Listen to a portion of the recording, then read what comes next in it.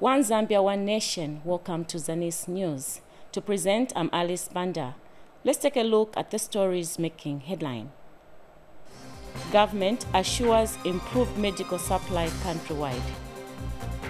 Senga Hill residents bemoan deplorable state of Senka John Mwembe Road.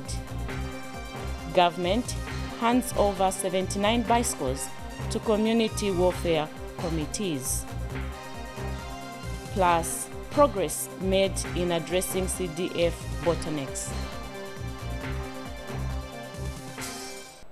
Zanis News in detail. Government has assured the public that it is committed to improving the availability of essential medicines and medical supplies by the end of second quarter 2023. Acting Minister of Health Mlambo Haimbe says this is why the Minister of Health is actively working with the Zambia Medicines and Medical Supply Agency ZAMSA to ensure security for the public health supply chain. Mr. Haimbe states that the country is well positioned to address the current stock imbalances in public health facilities. The acting health minister adds that currently the status of essential medicines and medical supplies is at 42.2%, adding that government, through ZAMSA, has made headways in securing adequate essential health commodities. He said ZAMSA is expected to receive 7,000 kits in June 2023 month-end. Thereafter, the country will continue to receive 7,000 kits every 2 months until all the 42,000 kits are received. He stressed that health center kits are the backbone. On Monday, 23rd May 2023, we witnessed the symbolic arrival of 50 health center kits in the country, airlifted to set the pace for the arrival of the first batch of 42,000 kits procured from Mission Pharma of India. ZAMSA is expected to receive 7,000 kits in June 2023, which is just a couple of weeks away or days away, at the end of the month of June. Thereafter, the country will continue to receive 7,000 kits every 2 months until the entire 42,000 kits that have been procured are received. ZAMSA has put all required logistics in place to distribute these health center kits in a record time of 2 weeks across the country. Further, ZAMSA has initiated bulk procurements with short lead times through the Unified Procurement Authority of Egypt and the United Nations agencies such as the United Nations Children's Fund, UNICEF, and the United Nations Population Fund, UNFPA, to address the critical shortage of medicines and supplies, the critical challenge of medicines and supplies in the country. Still in health news, the Parliamentary Committee on Health, Community Development and Social Welfare has commended the new team at the Zambia Flying Doctor Services for transforming the institution, which was at the verge of collapsing. The committee, chaired by Christopher Kalila, expressed happiness that the institution is now able to send several teams in hard-to-reach areas to provide medical services to vulnerable communities. Tovin Ngombe has the details.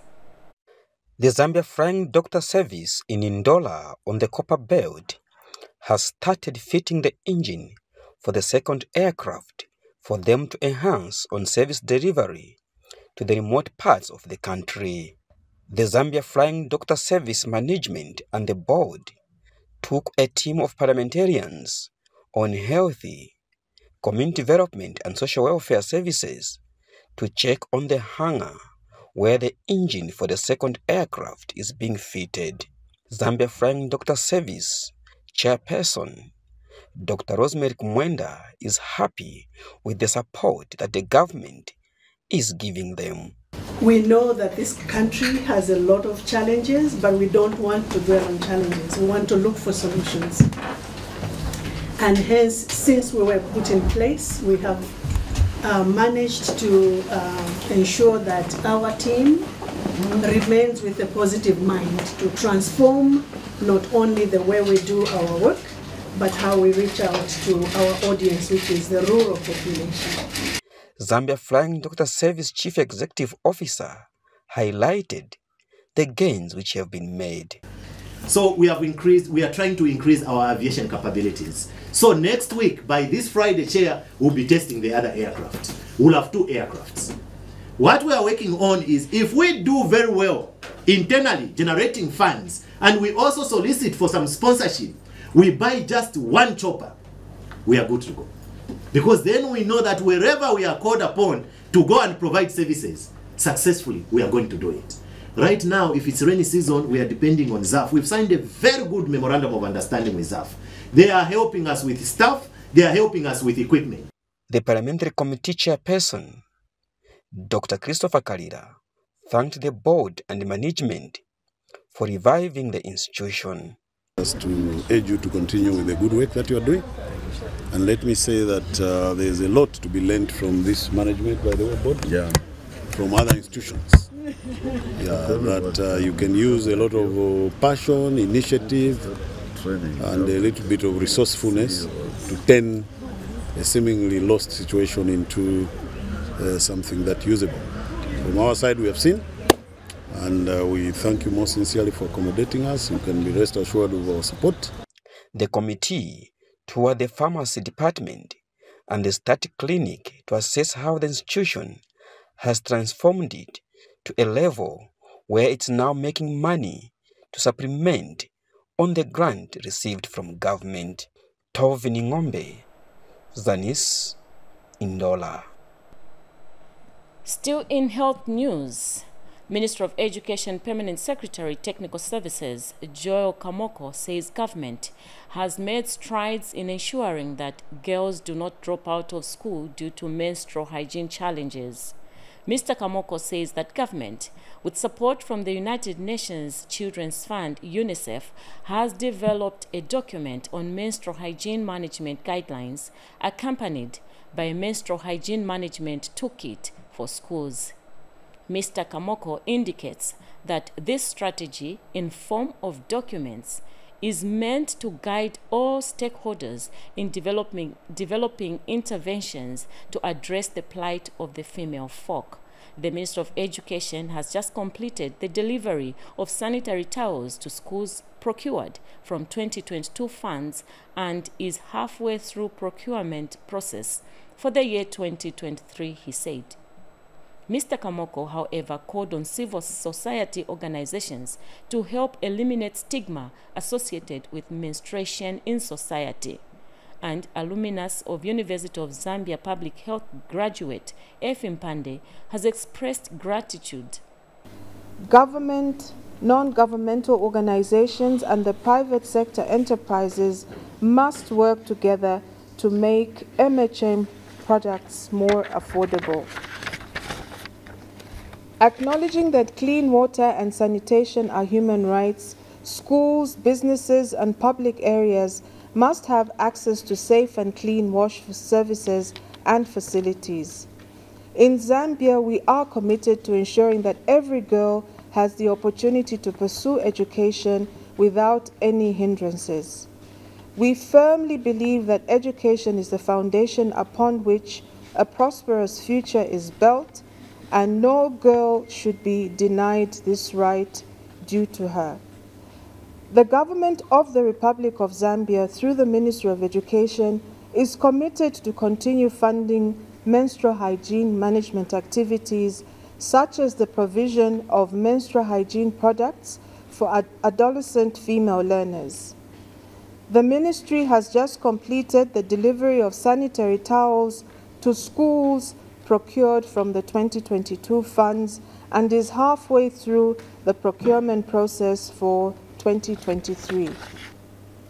We are deeply grateful for your commitment to prioritizing menstrual hygiene education in our educational institutions, ensuring that girls have access to accurate information, safe sanitary facilities, and necessary support. By so doing, you are paving the way for a more inclusive and equitable society, where menstruation is embraced as a natural and normal part of life. Government is set to put up an Acro Bridge across the Lunga River in Solwezi District to connect Kapijimpanga and Mujimanzovo areas. The Acro Bridge will replace the dilapidated logs that residents are currently using to cross to either side. And Solwezi Central Member of Parliament, Stafford Mulusa, says the bridge will help ease the movement of people and transportation of agriculture produce. Mwape Mwesa now reports. Mukata jotu terangana na ruke kula kumuna kwa mamba, kubana baskuru, nge munani mukora wa yura, kechi babukane. Kabijine bipurutu byavura bifuira mu cyakine kine na mambo kwa mamba ni mukora nge wa yura. Kabijine bici byavura bibena kumoka kabibena kuyananchi twaranguru kamba kapurumende pa yo muranguruko etubire rusa. This has been the cry of St. Francis and Mujimanzovo residents in Solwezi District for some time now. Their cries are now receiving government attention as an Acro Bridge will soon be put up on this crossing point. The New Dawn government has now given us the Acro Bridge. We really appreciate the government for this at least permanent solution, because an Acro Bridge has a long life. I'm assuring my community here that we have the permanent solution at least now for now. They should not worry, including the farmers, because the Acro Bridge that we have is about 40 tons. So a 30-ton truck will be able to pass here without problems. And you know, one critical issue about this bridge is that it connects Chief Kapijimpanga to Chief Mujimanzovo. And we have more farmers in Chief Mujimanzovo also who would want to transport their produce to Solwezi instead of the other side. Meanwhile, the people here want government to construct a health post to reduce on the distance they cover to the nearest facility. Kukipatera kwa alepa 16 kilometers kufuma pano pamayo. Twayanda. So government witelepo na jiso jalu saja kuwa mukwenda na mapampu vyovyo mwafika pakati wasampuruka. Mwape Mwesa for Zanis News in Solwezi District. We take our first break. When we return, Senga Hill residents bemoan deplorable state of Senka John Mwembe Road. For news and current affairs, entertainment, sports, children's programs, and a host of other events in and beyond our borders, Zanis TV has you covered. On Channel 6 and Channel 458 on Topstar.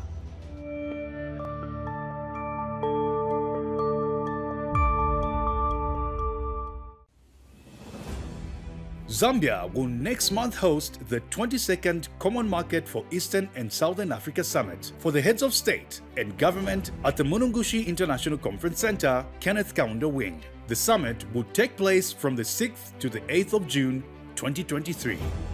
The theme of the summit is Economic Integration for a Thriving COMESA, anchored on green investment, value addition, and tourism. Over 3,000 delegates from the COMESA member states and beyond are expected to attend the COMESA Summit in Lusaka. This message is brought to you by the Ministry of Information and Media. Welcome back. Residents of Senga Hill District have bemoaned the deplorable state of the 9-kilometer Senka John Mwembe Road. One of the residents, Sylvia Mwanza, says government should consider graveling the road from Senka village to Mwembe, which is productive in maize and beans, to enable farmers transport their produce to the market. Ms. Mwanza said this when a monitoring team on constituency development funded CDF projects visited the area to inspect works on the construction of a 1-by-3 classroom block at Mwembe Primary School. She noted that expectant mothers also face a number of challenges when accessing medical services at Senka Health Center. And Senga Hill District Commissioner Justus Sikazwe said a good road network is key to the development of the area. Mr. Sikazwe assured people in the area that government will ensure that the road is worked on, as there cannot be any meaningful development without good roads. Meanwhile, Senga Hill Member of Parliament Henry Sikazwe said there is a need to come up with an urgent plan to mitigate the challenges faced by the people in the area. Mr. Sikazwe also assured the people of Mwembe that the road will be worked on to alleviate the challenges they are going through.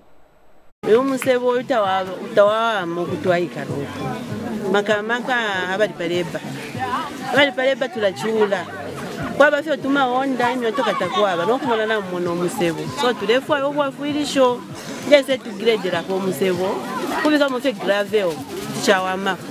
The road infrastructure is very key to bringing development to the area. The only problem we have with here in Johnny Mwembe is the road is not good. We have to work on the road infrastructure. You see what we are doing here, to them it doesn't mean anything. What they want is the road, and it's true. And you know, there's nothing that will bring development apart from the road. So we'll sit down with our colleagues, we'll see what we can do as just urgent matter. Yeah, so I think we'll give you a good roadmap probably after next week. We now take you to Western Province, where Minister of Infrastructure, Housing and Urban Development, Charles Milupi, has assured the people of Calabar District of improved road network. The minister, who has inspected the Luanginga Bridge under construction, says once completed, the bridge will help ease the movement of both goods and services across the bridge. Here is the report. For time immemorial, people of Calabar District have been using canoes and pontoons to cross the Luanginga River from Calabar Boma to Liwa constituency. However, the scenario is about to change as government is constructing permanent bridge in the area. Inspecting the bridge, Infrastructure, Housing and Urban Development Minister Charles Milupi said the construction of the permanent bridge will open up the area to tourists in the district. The premier thing here is this new national park. Already, even as we speak, there is a 5-star lodge called King Livarika Lodge. It was not there. So tourists will then be able to come and go into lodges like that. And I'm sure the Minister of Tourism is looking for other investors coming to develop more lodges in this place so that we can boost tourism. When we boost tourism, even the local markets and the traders will be able to have access to market. The tourists will buy the items. The Western Province Permanent Secretary Tasmumu Akapi was called on Calabar residents to take advantage of the tourism potential found in the district to make Calabar a tourist destination. Cheaper guest house accommodation in Calabar town. Then use this as the place to go and watch, see the animals in the Liwa National Park. We look at you also, not only the foreign tourists, but yourselves as locals. Havik International Chief Engineer has given Okasi this year as a time frame for the completion of the Luanginga Bridge. Bridge already done 50%, and our plan is complete this Pele Bridge before August. Yeah, before August. So by the end of July, this Pele Bridge will be done. The construction of the Luanginga Bridge has brought great joy to Calabar residents. Kwa muguswa nyudoni oko niye kuluteza zero biliye yeso anakaburije nalunyanda kufuluha moto sepele twinya nemani motukolo enamo mauso agala mu grade 10 mi problem enelo fumana ukala grade 10 tufa kusira especially munda obira ro mtuna. This is the mode of transport people of Calabar District have been using. Now the scenario is about to change as government has put up a permanent bridge in Calabar District, which is going to ease the movement of people and goods across the district. Rogers Weber reporting for Zanis in Calabar District of Western Province. We take another break, and still ahead in the news, government empowers community welfare committees with bicycles. For news and current affairs, entertainment, sports, children's programs, and a host of other events in and beyond our borders, Zanis TV has you covered. On Channel 6 and Channel 458 on Topstar.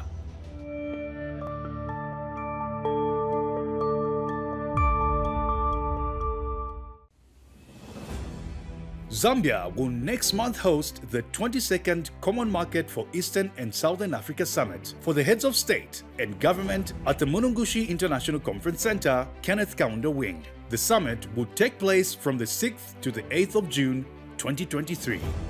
The theme of the summit is Economic Integration for a Thriving COMESA, anchored on green investment, value addition, and tourism.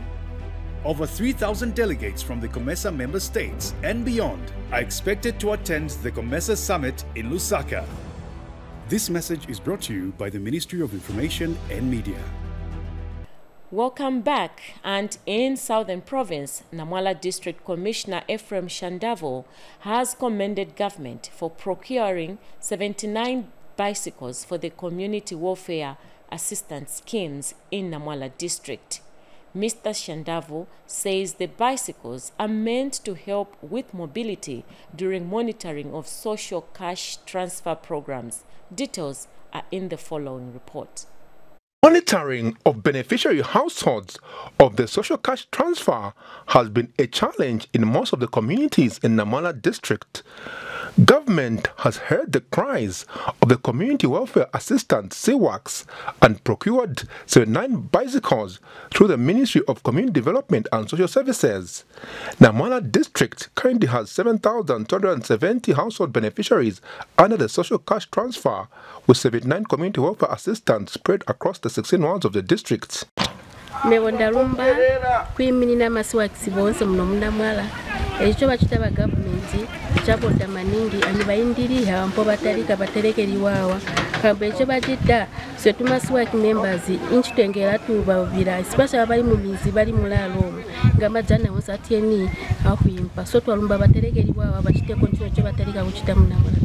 Namala District Social Welfare Officer is also excited as mobility of members of the Community Welfare Assistant Committee will be easy when they go out to carry out monitoring activities of beneficiaries in various communities. Social Welfare Office in Namala is so happy to have received the 79 bicycles that are meant to ease the work for the Community Welfare Assistance Committee members who do the monitoring and the other works for the communities. Namala District Administration is elated that government has responded to the needs of the community welfare assistants. Another milestone from the New Dawn government. This is a assignment from the Community Development Ministry and is for the use by the CWAC under social welfare.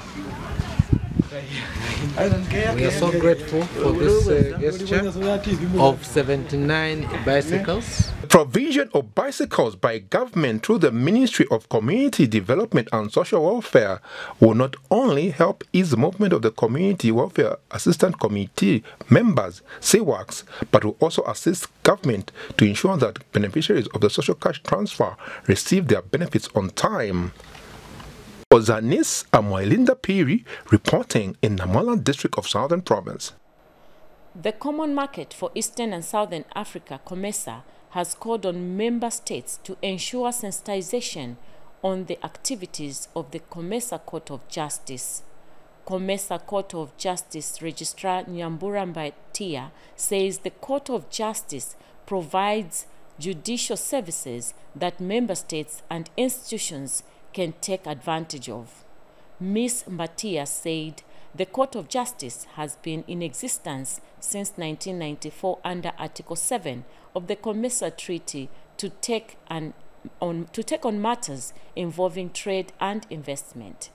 She says COMESA is doing its best to sensitize people on its activities and the services it offers, while suggesting that sensitization should be extended to learning institutions. Ms. Mbatia added that the Court of Justice also helps member states to remain within the confines of the treaty. She has clarified that for cases to be taken to COMESA Court of Justice, all local remedies should have been exhausted, or there must be a good reason why exhaustion of local remedies was not possible. The seat of Comesa Court of Justice is situated in Khartoum, Sudan. Court is not an appellate court from national court decisions.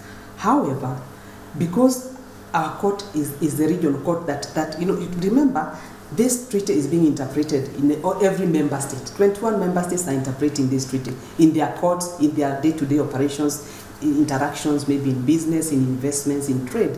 They're interpreting the treaty. Now, what happens is, does that mean that national courts have no say in interpreting the treaty?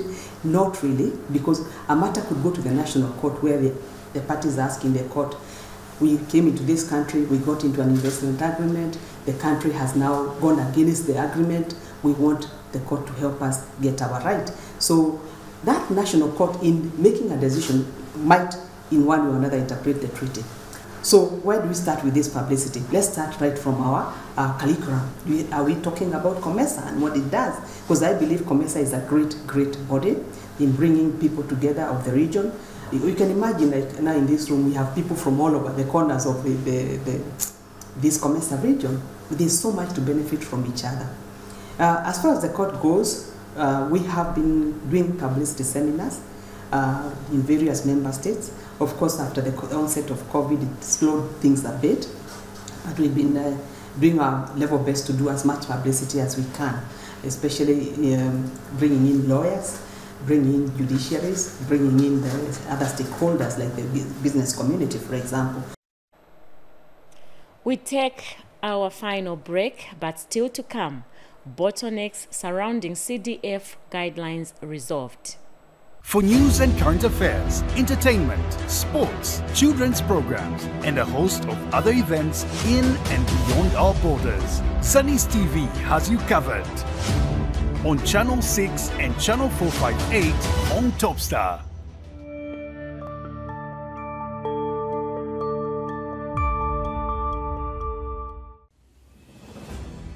Zambia will next month host the 22nd Common Market for Eastern and Southern Africa Summit for the heads of state and government at the Munungushi International Conference Center, Kenneth Kaunda Wing. The summit will take place from the 6th to the 8th of June 2023. The theme of the summit is Economic Integration for a Thriving Comesa, anchored on green investment, value addition, and tourism. Over 3,000 delegates from the Comesa member states and beyond are expected to attend the Comesa Summit in Lusaka. This message is brought to you by the Ministry of Information and Media.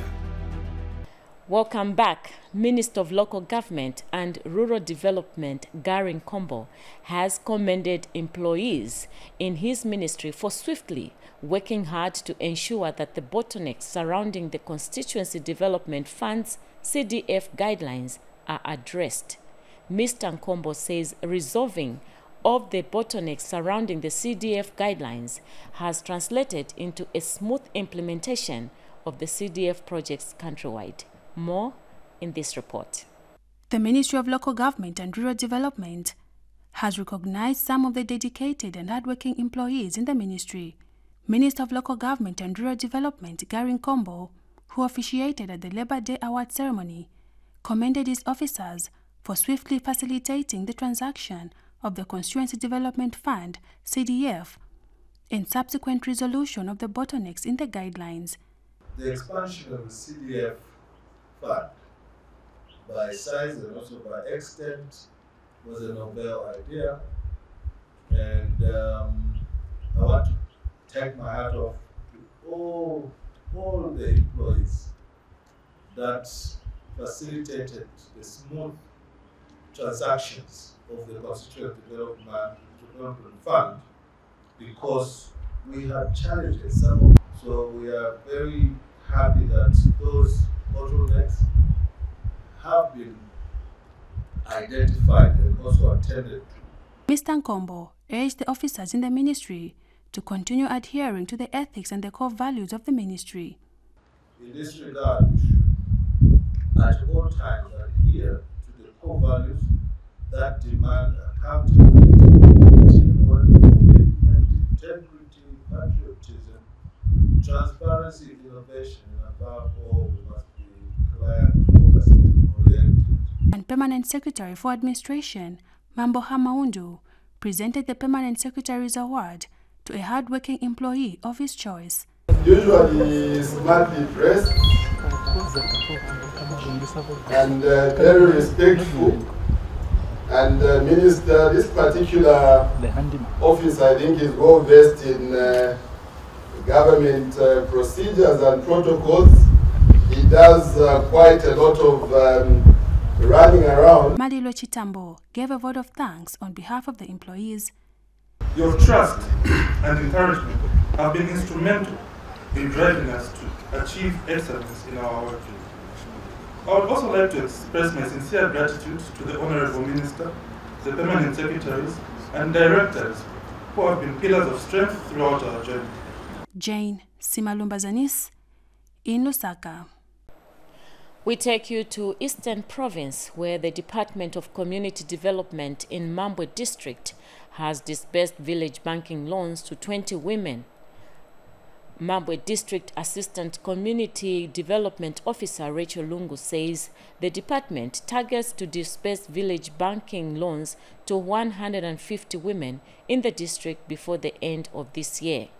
Ms. Lungu says the women will be given minimal loan amounts of 500 kwacha and will be expected to pay back 600 kwacha after 6 months. Theo Makunda now reports. To increase access to livelihood support for women, government, with funding from the World Bank, has been implementing the Girls' Education and Women's Empowerment and Livelihood dual project, which has changed the lives of many rural households. In the continued implementation of the program, the Department of Community Development in Mambwe District has disbursed village banking loans to 20 beneficiaries, while it targets to disburse funds to 150 beneficiaries in the district before the end of the year. Village banking is a program in community development where we give loans to the women who are doing businesses. We give them the amount of 500 kwacha per beneficiary, which they are supposed to return it after 6 months. After 6 months, it will be a 600 kwacha. Then we'll give the loan to other members, or the same people will get a 1.5 afterward, after they return the loan. The aim of village banking is to empower women so that they increase their income at household level, community level, and the nation. This year, 2023, we are disbursing loans, village banking loans, to 150 beneficiaries. Some beneficiaries spoken to gave their success stories.